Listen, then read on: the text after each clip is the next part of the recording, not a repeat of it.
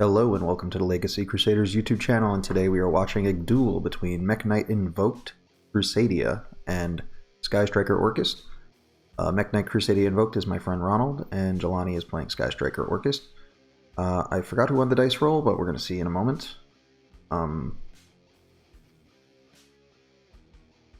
It looks like Jelani won the dice roll. He is elected to go first, or Ronald has won the dice roll and elected to go second. Either way.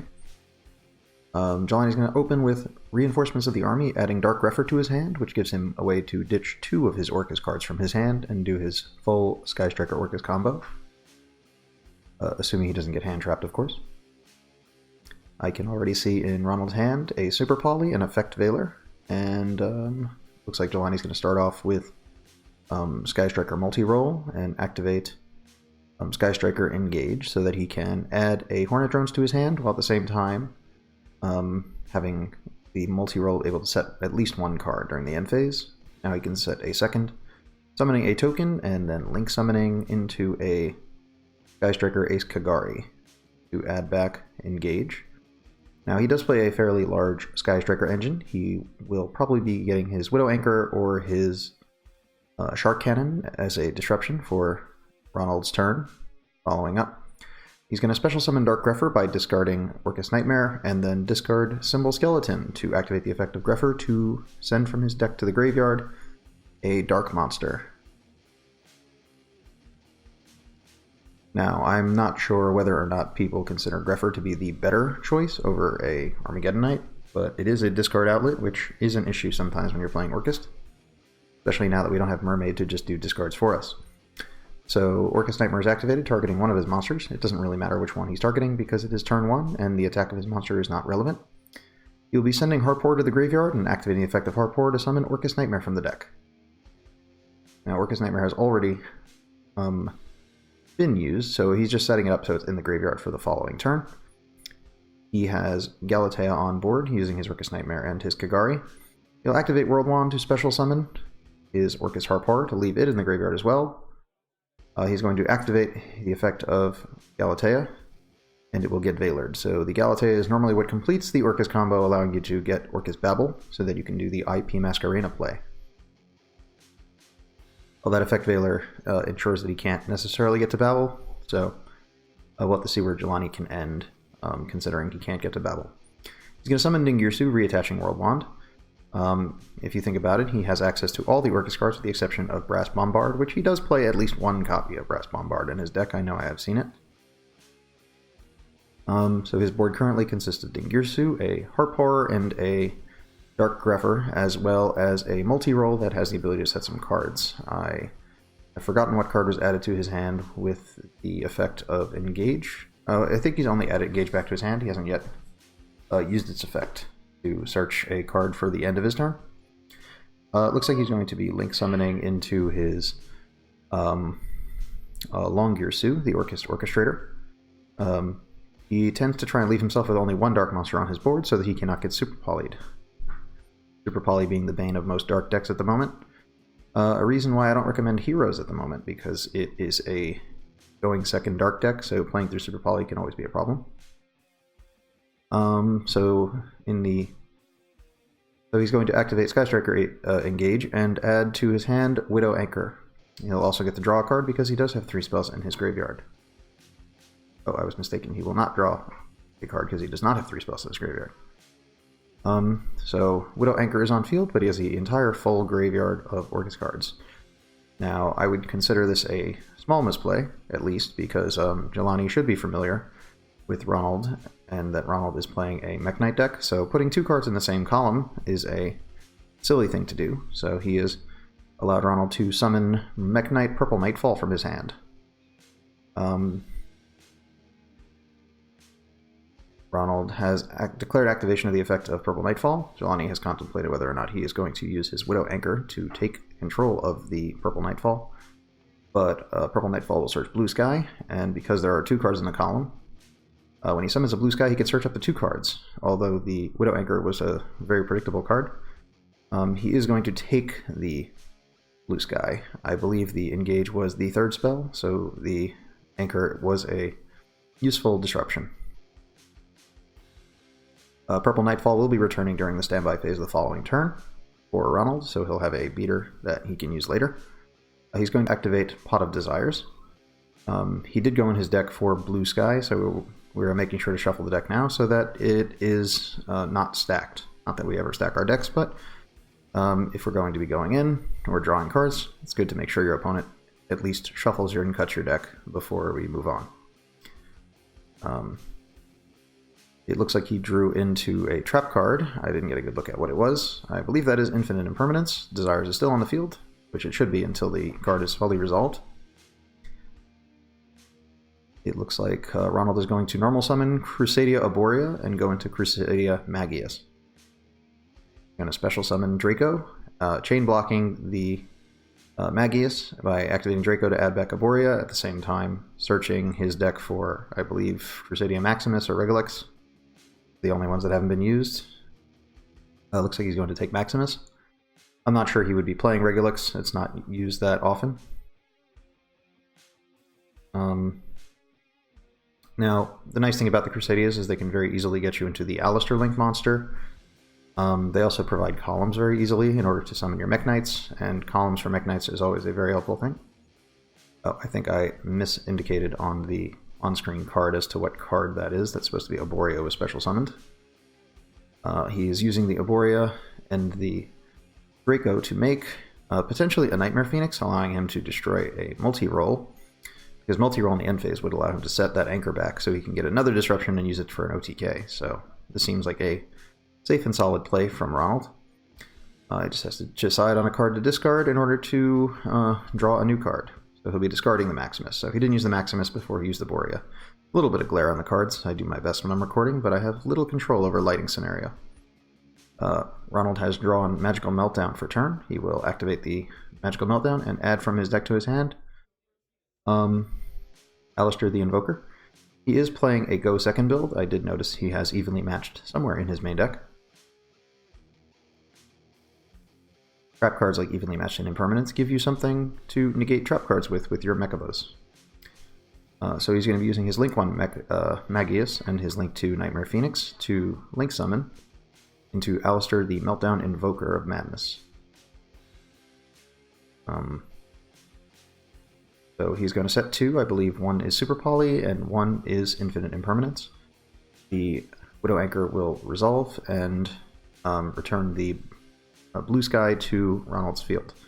He's placed it in the center zone, but I'm pretty sure he has the option to return his own card to wherever he would like it, not where Jelani would like it. So that's probably not the best zone for it, as it is a zone that he cannot get a column off of.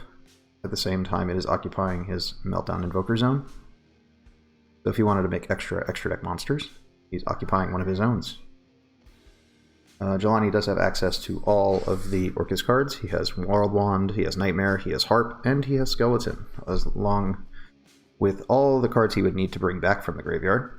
It looks like he's going to start off with Skeleton, summoning from the graveyard Galatea, summoning it in such a way where his Longirsu points to it. So because Longirsu points to Galatea, they are both linked.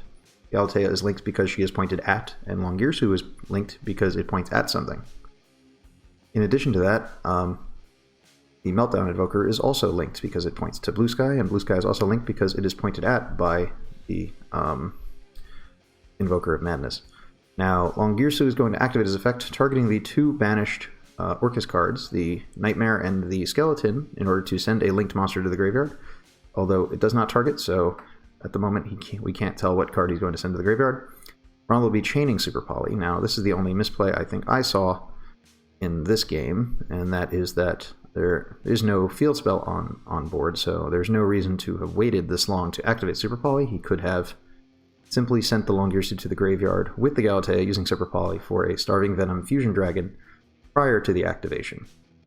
So because it does not send those cards back as cost, they will go back now on the resolution of this chain, when Longirsu's effect resolves as Chain Link 1. And then Jelani will get to determine which of the 3 cards on the board he would like to send to the graveyard. He's deliberating. I think I was a little unsure what was going on, because it looked like he had forgotten to put the cards back into the deck when I was recording this live. The timer is fairly accurate to what happened in real life. It might be off by a couple of seconds. I do know the final count is definitely accurate. So the 2 banished Orcust monsters will be shuffled back into the deck. Interesting to note, if you were not aware, the Orcusts return banished machines, not necessarily Orcust monsters. So if you wanted to pick up your Jet Synchrons for making Needle Fiber or Halofibrax when that card comes out, you can do that. You can normal Jet Synchron, make a Linkuriboh, revive Jet Synchron, and go into Halofibrax, and the banished Jet Synchron can then be returned to the deck using the effect of a Galatea, which you can do by summoning your Brass Bombard from your deck and then link summoning into a Galatea. So Jelani will be activating his Orcust Harpar and special summoning from his deck an Orcust monster. He's going to summon another Symbol Skeleton to make sure he has all of his plays available to him in his graveyard. He will also be using his World Wand to revive his Harpar, so that'll also be in his graveyard. And he will link summon into another copy of Galatea.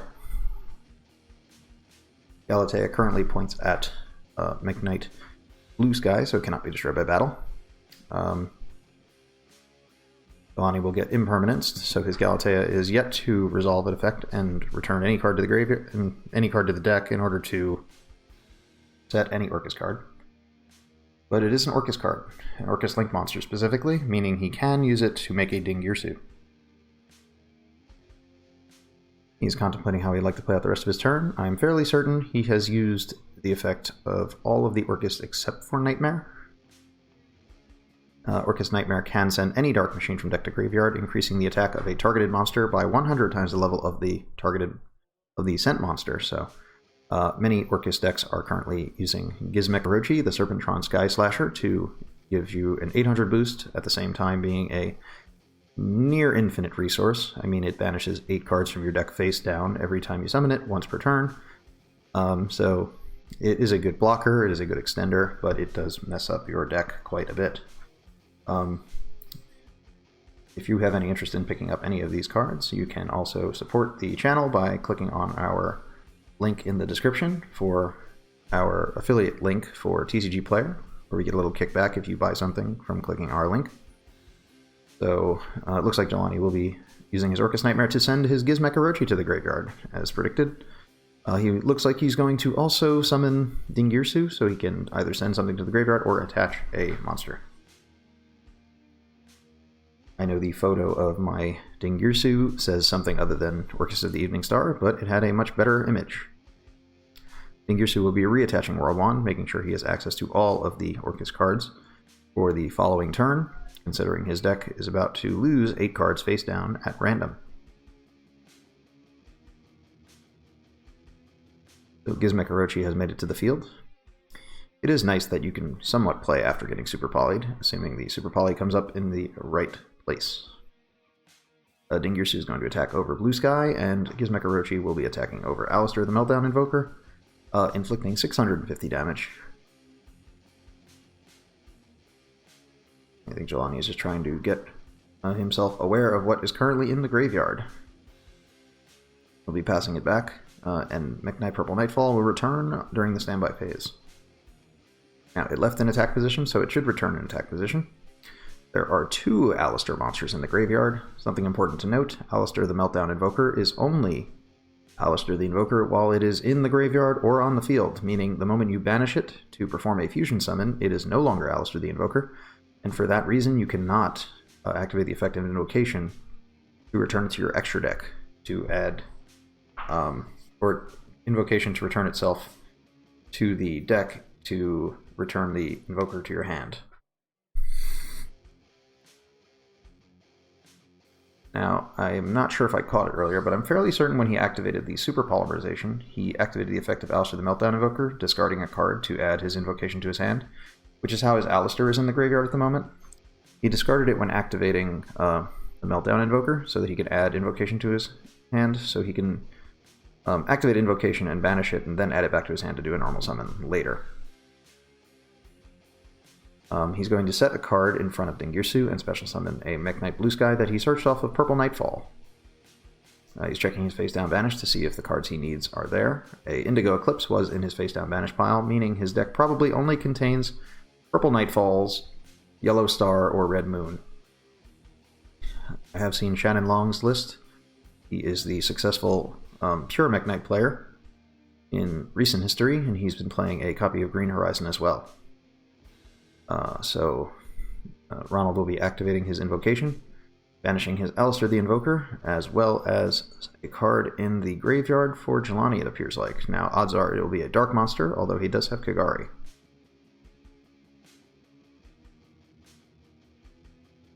Looks like they're having a discussion about where that card came from, or something of that nature. I don't recall at the moment. Sound is muted for the commentary. Now, Ronald does play Kaliga. Kaliga is a excellent annoying card for anyone to play. Looks like he'll be banishing a Harp Horror to summon Kaliga. Kaliga is level 4, so with your Alistair, he's going to be activating the effect of Invocation to add Alistair back to his hand, and normal summoning it, activating its effect to add Invocation to hand. At this point in time, Ronald can no longer activate monster effects while Kaliga is on the field. It looks like he's contemplating a summon of a Link 3 monster, although I don't believe his extra deck actually contains a Link 3 he can summon. He's going to have to rewind slightly in order to figure out what he's doing. Now, you want to be careful in a regional game, or any kind of top-tier event, or an event with any judge at all. I was unofficially judging this event. Your opponents might want to try and hold you to moving your cards to the graveyard as declaration of a Link summon, despite that no card has been clearly declared. So, you might as well take your time and make sure you know what your end goal is before you activate any effect. So he's going to use Kaliga and Blue Sky to summon Morningstar, discarding another copy of Purple Nightfall to add Memories from his deck to his hand.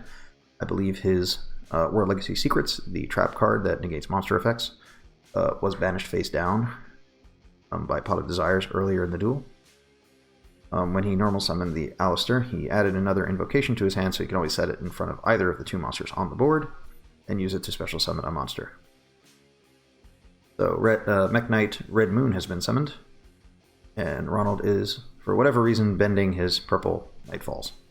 Anyways, he's going to banish it to target to destroy the Dingirsu, and then the Blue Sky to target to destroy Dingirsu, and then another Blue Sky to target and destroy Dingirsu. And the reason he can do this is because Mekk Knight Red Moon's effect is not once per turn.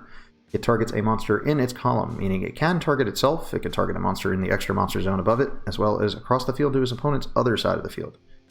Odds are there just aren't that many monsters in those columns. But in this case, Dingirsu can just protect himself multiple times. It looks like Ronald is going to make a Link 4.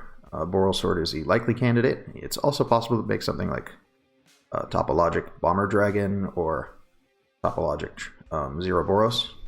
Looks like it will be Boral Sword Dragon. I apologize for the glare on this card.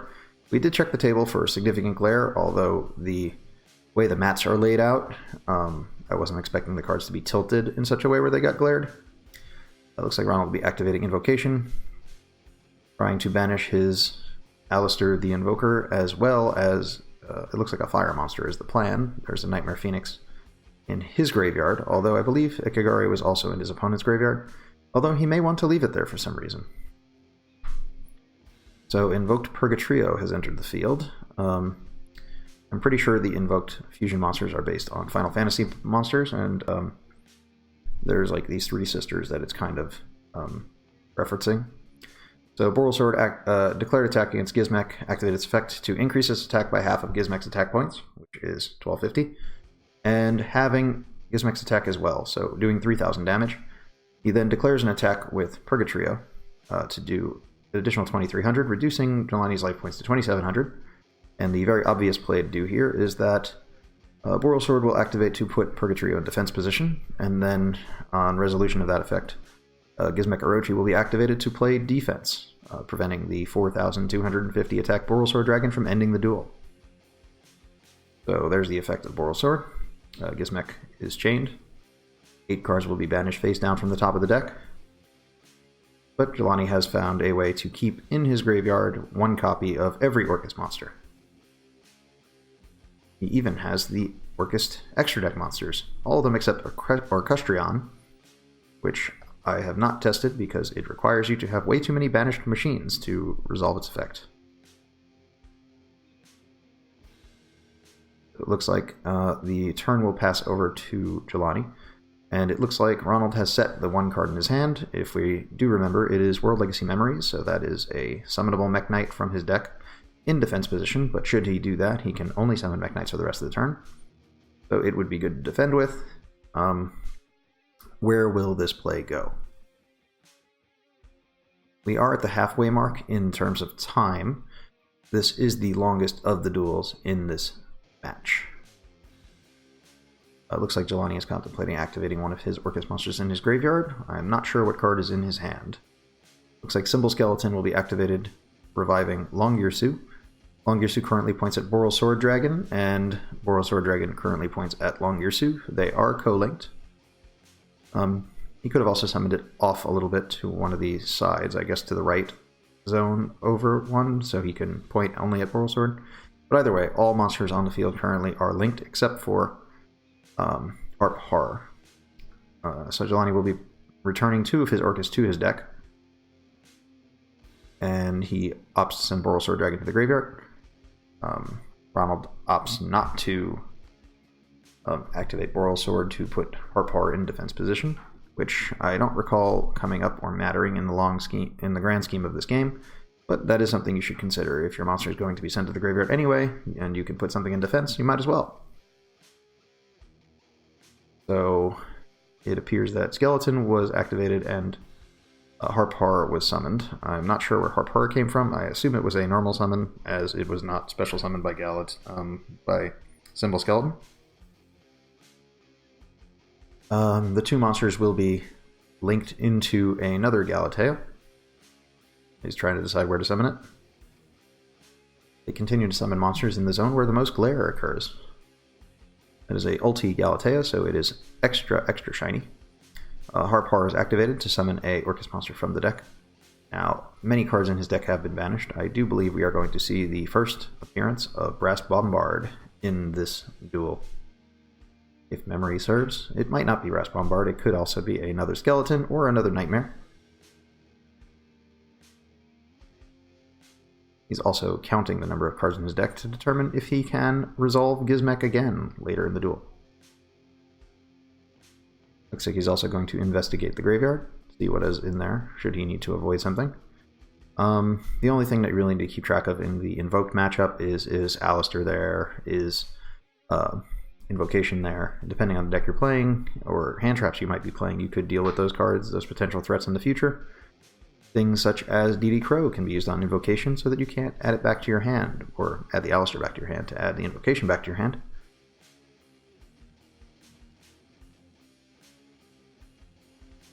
Alright, so it looks like Brass Bombard is going to make its appearance. Okay, so this is where he is counting his deck to verify how many are left. So I believe that was 13.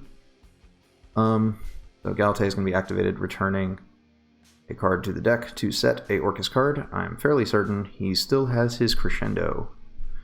So, considering Ronald has very few cards left, a Crescendo could be enough to end the game, should he take the lead.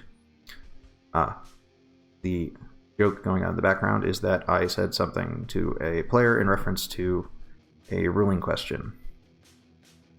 If you're interested in ruling content, I will put a link up above to a recent ruling video where I'm going to start recording my locals player asking questions. I think they were asking if Heat Leo could be used on a field spell, and I told them no, because it is a field spell zone, not a spell or trap card zone.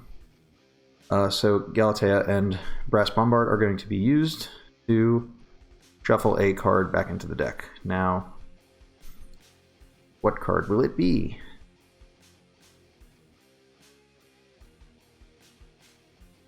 Well, we have a set Memories, and we have a set Purgatrio. So if he targets the Memories, he can force it out, or he can target Purgatrio, definitively getting rid of a monster. It looks like he's going to discard Called by the Grave, and Memory will be chained.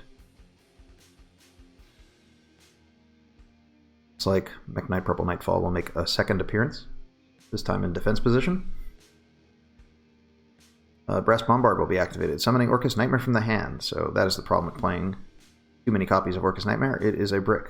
And the only way Brass Bombard tends to be good is if you have a Orcust Nightmare or a Harp Horror in your hand.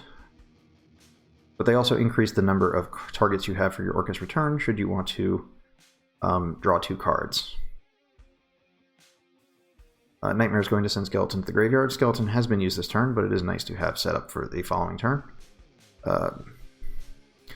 So he link summoned into a Topologic Bomber Dragon and will be attacking into Purple Nightfall. Now, Topologic Bomber Dragon does attack equal to the original attack of the monster destroyed by the battle. We were discussing a potential misplay of having used his Orcust Nightmare on his Galatea earlier, where we could have potentially increased the attack of Purple Nightfall to do more burn damage. Although, after investigating the card further, I saw that you cannot do burn damage based on attack increases or decreases. Although, that would be pretty cool. Although, if your opponent does have a big monster and you do attack into it with a Bomber Dragon, it does activate its effect during after damage calculation, whether or not the bomber survives the battle.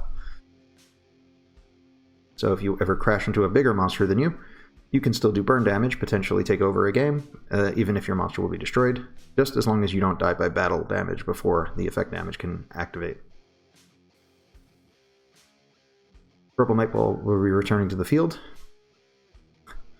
Invocation is engraved. I am fairly certain Alistair the Invoker is banished, and Ronald has 1 card in hand. Ronald will be activating Purple Nightfall's effect to add a Mekk Knight from his deck to his hand. It looks like he will be getting his 3rd and final copy of Blue Sky, the other 2 being banished off of Red Moon earlier to destroy Dingirsu, Dingirsu, Dingirsu multiple times.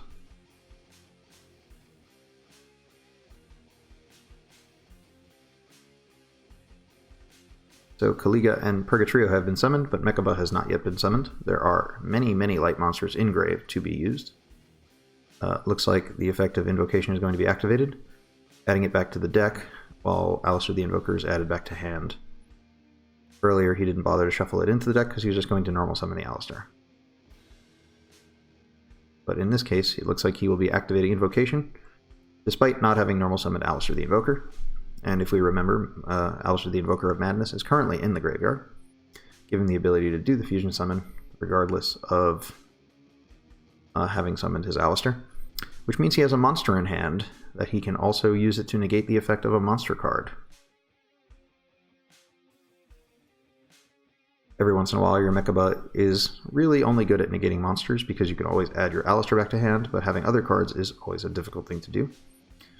It looks like he's got another monster in hand as well. So he has a Blue Sky and a Alistair the Invoker in hand, so 2 monsters, and one of them can boost the attack of the Purgatrio.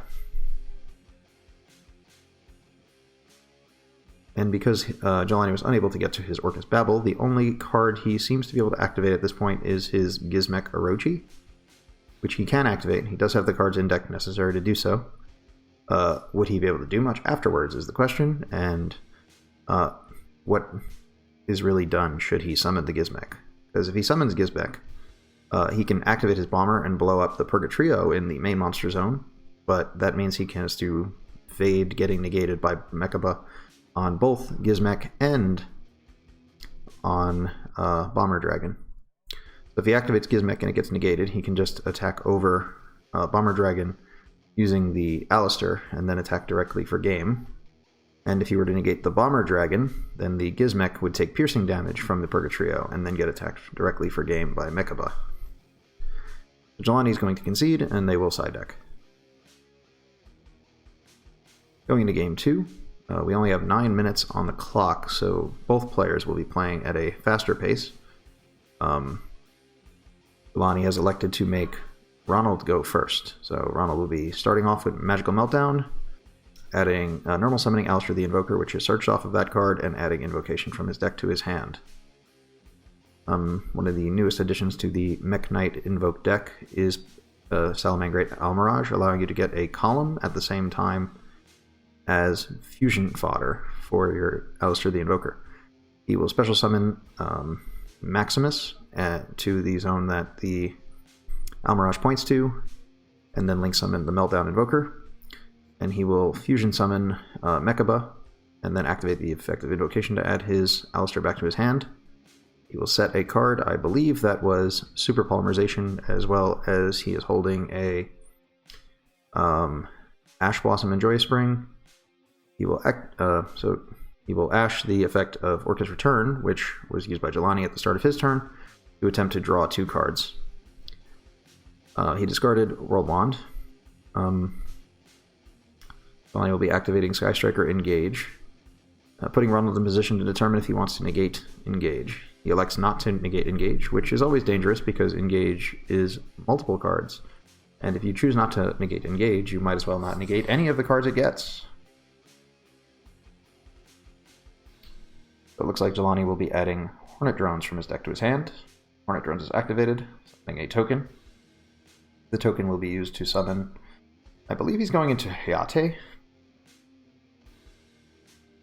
I'm not sure all of the Sky Striker Orcust decks play Hayate. I know they all play Kagari. Okay. Looks like he'll be going into Kagari to add back Engage.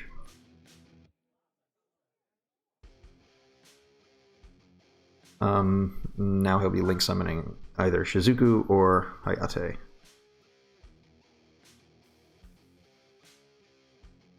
Alright, so I think he's going to declare direct attack. 1500 damage has been dealt to Ronald's life points, and Jelani will be sending a spell from his deck to the graveyard, making the 3rd spell, and the 3rd spell means he can draw a card off of Engage. He'll activate Engage. This time, negating Engage might be an effective thing to do because you're preventing a +1. Ronald elects not to. Jelani will add Afterburners from his deck to his hand and then draw a card. Afterburners is activated, targeting to destroy Mekaba. He also gets the option to destroy a spell or trap card, so negating this will protect his set card. Now, what set card would a deck actively protect like this? Well, he's going to get twinned, so it doesn't really matter. Twin Twister gives him an easy way to discard his Orcust Nightmare. Jelani will normal summon Mathematician, one of my favorite cards. Mathematician can send any level 4 from deck to grave, so now Harp Horror, World Wand, and Orcust Nightmare are all in the graveyard. Although Harp Horror has been activated, and probably going to summon a Symbol Skeleton. That will complete the suite of Orcust monsters for the turn. Galatea will be summoned using a Hayate and Skeleton. Nightmare will target one of the monsters on the field. We are after the battle phase, so it is not really relevant which monster is targeted. Sending Harp Horror to the graveyard, Wand will be activated to return Nightmare to the field, and Galatea will be activated, returning Wand to the deck.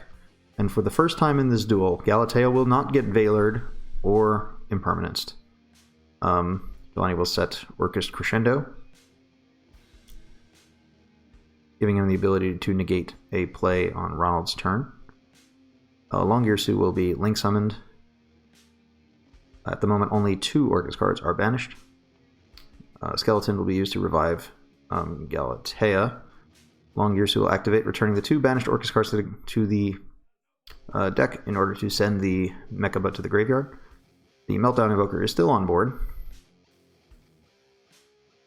but there are currently no banished Orcust monsters, meaning Dingirsu has nothing better to do than to send a card from the field to the graveyard without targeting.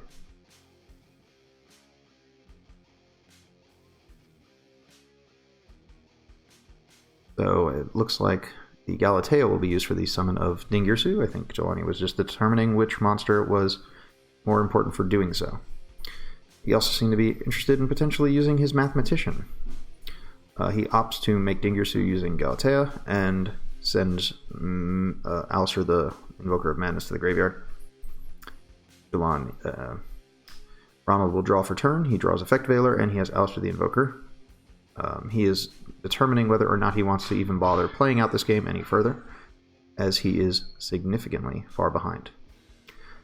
He will surrender, and we will go into Game 3 with a very, very, very small amount of time left on the clock. Welcome to Game 3. If you have not already done so, make sure you hit the subscribe button. Click the notification bell for more videos like this. Looks like Ronald has opened Lancia, as well as Invocation. I think a Chaos Hunter? Can't really tell. And a Yellow Star. He actually opted to go first, which is an interesting choice. He did lose the game. He is going first.